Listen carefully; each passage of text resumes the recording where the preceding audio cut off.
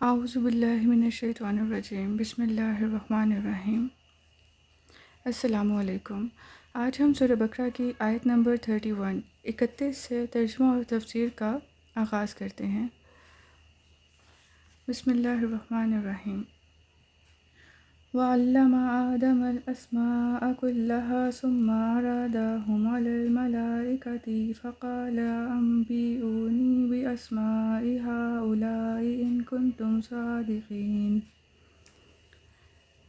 And Allah taught Adam the names of all things, and then presented them before the angels and said, "Tell me the names of these things if you are true in your assumption." اور اللہ نے آدم علیہ السلام کو تمام اشیاء کے نام سکھا دیے، پھر انہیں فرشتوں کے سامنے پیش کیا اور فرمایا، مجھے ان اشیاء کے نام بتا دو اگر تم اپنے خیال میں سچے ہو۔ اللہ تعالیٰ نے حضرت آدم علیہ السلام پر تمام اشیاء پیش فرما کر آپ کو ان کے اسماء و صفات و افعال و خواص و اصول، علوم و صناعت سب کا علم بطریق الہام عطا فرمایا۔ یعنی اگر تم اپنے اس خیال میں سچے ہو کہ میں کوئی مخلوق تم سے زیادہ عالم پیدا نہ کروں گا اور خلافت کے تم ہی مستحق ہو، تو ان چیزوں کے نام بتاؤ، کیونکہ خلیفہ کا کام تصرف و تدبیر اور عدل و انصاف ہے، اور یہ بغیر اس کے ممکن نہیں کہ خلیفہ کو ان تمام چیزوں کا علم ہو جن پر اس کو متصرف فرمایا گیا اور جن کا اس کو فیصلہ کرنا ہے۔ اللہ تعالیٰ نے حضرت آدم علیہ السلام کے ملائکہ پر افضل ہونے کا سبب علم ظاہر فرمایا۔ اس سے ثابت ہوا کہ علم اسماء، خلوتوں اور تنہائیوں کی عبادت سے افضل ہے۔ اس آیت سے یہ بھی ثابت ہوا کہ انبیاء علیہ السلام ملائکہ سے افضل ہیں۔ قالوا سبحانک لا علم لنا الا ما علمتنا انک انت العلیم الحکیم۔ The angels humbly submitted, "Glory to you. You are holy, free from every deficiency. We have no knowledge except that which you have taught us. Surely you alone are all-knowing, all-wise." فرشتوں نے عرض کیا، تیری ذات ہر نقص سے پاک ہے، ہمیں کچھ علم نہیں مگر اسی قدر جو تو نے ہمیں سکھایا ہے، بے شک تو ہی سب کچھ جاننے والا، حکمت والا ہے۔ اس میں ملائکہ کی طرف سے اپنے عجز کا اعتراف اور اس امر کا اظہار ہے کہ ان کا سوال استفساراً تھا نہ کہ اعتراضاً، اور اب انہیں انسان کی فضیلت اور اس کی پیدائش کی حکمت معلوم ہو گئی جس کو وہ پہلے نہ جانتے تھے۔ قال یا آدم انبئہم باسمائہم فلما انبأہم باسمائہم قال ألم أقل لكم إني أعلم غيب السماوات والأرض وأعلم ما تبدون وما كنتم تكتمون۔ Allah said, O Adam, now apprise them of the names of these things. So when Adam had told them the names of those things, Allah said, Did I not tell you? I know all the hidden realities of the heavens and the earth, and also know all that you disclose and all that you conceal. اللہ نے فرمایا، اے آدم، اب تم انہیں ان اشیاء کے ناموں سے آگاہ کرو۔ بس جب آدم علیہ السلام نے انہیں ان اشیاء کے ناموں سے آگاہ کیا تو اللہ نے فرمایا، کیا میں نے تم سے نہیں کہا تھا کہ میں آسمانوں اور زمین کی سب مخفی حقیقتوں کو جانتا ہوں، اور وہ بھی جانتا ہوں جو تم ظاہر کرتے ہو اور جو تم چھپاتے ہو۔ یعنی حضرت آدم علیہ السلام نے ہر چیز کا نام اور اس کی پیدائش کی حکمت بتا دی۔ ملائکہ نے جو بات ظاہر کی تھی وہ یہ تھی کہ انسان فساد انگیزی و خون ریزی کرے گا، اور جو بات چھپائی تھی وہ یہ تھی کہ مستحق خلافت وہ خود ہیں، اور اللہ تعالیٰ ان سے افضل کوئی مخلوق پیدا نہ فرمائے گا۔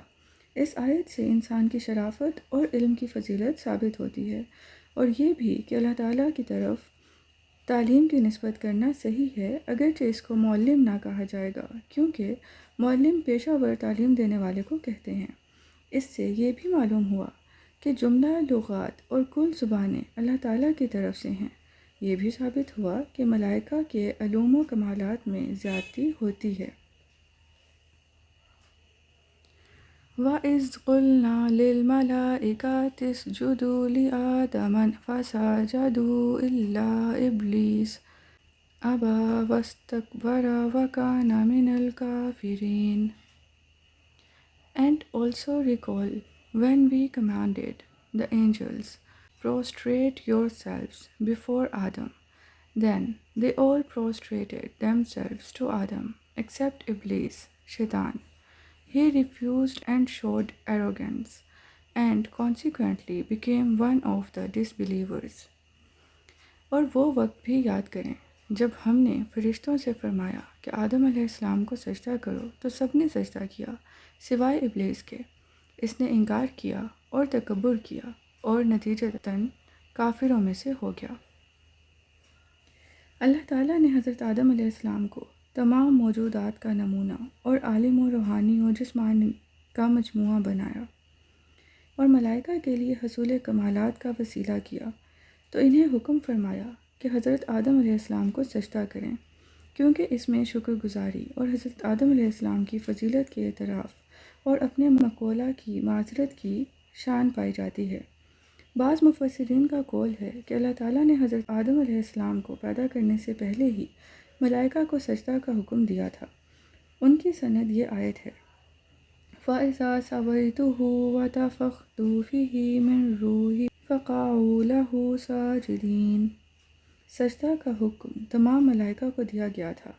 یہی عیسیٰ ہے۔ سجدہ دو طرح کا ہوتا ہے، ایک سجدہ عبادت جو بقصد پرستش کیا جاتا ہے، دوسرا سجدہ تحیت جس سے مسجود کی تعظیم منظور ہوتی ہے، نہ کہ عبادت۔ سجدہ عبادت اللہ تعالیٰ کے لیے خاص ہے، کسی اور کے لیے نہیں ہو سکتا، نہ کسی شریعت میں کبھی جائز ہوا ہے۔ قول یہ ہے کہ یہاں سجدہ عبادت نہ تھا، سجدہ تحیت تھا، اور خاص حضرت آدم علیہ السلام کے لیے ہی تھا، نہ زمین پر پیشانی رکھ کر تھا، نہ کہ صرف جھکنا۔ یہی قول صحیح ہے اور اسی پر جمہور ہیں۔ سجدہ تحیت پہلی شریعتوں میں جائز تھا، ہماری شریعت میں منسوخ کیا گیا۔ اب کسی کے لیے جائز نہیں ہے، کیونکہ جب حضرت سلمان رضی اللہ تعالیٰ عنہ نے حضور اقدس صلی اللہ علیہ وآلہ وسلم کو سجدہ کرنے کا ارادہ کیا تو حضور نے فرمایا کہ مخلوق کو نہ چاہیے کہ اللہ تعالیٰ کے سوا کسی کو سجدہ کرے۔ ملائکہ میں سب سے پہلے سجدہ کرنے والے حضرت جبرائیل علیہ السلام ہیں، پھر میکائیل علیہ السلام، پھر اسرافیل علیہ السلام، پھر عزرائیل اور پھر ملائکہ مقربین۔ یہ سجدہ جمعہ کے روز وقت زوال سے عصر تک کیا گیا۔ ایک قول یہ بھی ہے کہ ملائکہ مقربین 100 برس اور ایک قول میں 500 برس سجدہ میں رہے۔